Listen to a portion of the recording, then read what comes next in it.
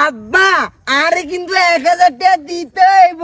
দলিয়ানের TV আওয়াজ বন্ধ করিলাম। তোরা 100 বার হচ্ছে কইছিস লেচা মানছে জানি যাবো যে গরু ইয়ে বেচে এত কথা কি লেখা ওইছে কি রে দেখলাম বাবু দনকারে কুরাশ মুন্সি বাজার গেছেন গরু কিনবার লাই। গরু কই? গরু লন না লইছি না কি লইছে না কই? গরু কই? বেশি লাইছি।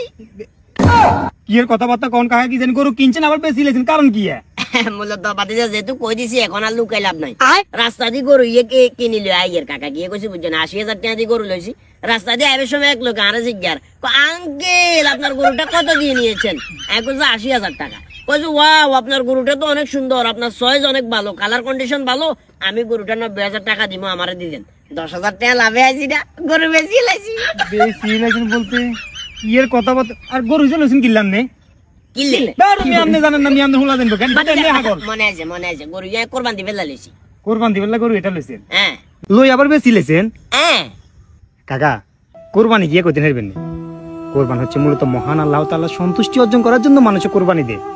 আপনি হে কোরবানির পশু লই সিনিমিনি করেন, একবার লন একবার বেচেন।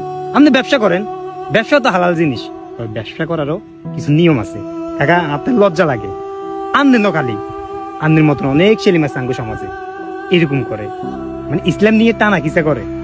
আমাদের এই বিষয়টা আপনার ভালো লাগে না কাকা, মনে কষ্ট নিয়েন না।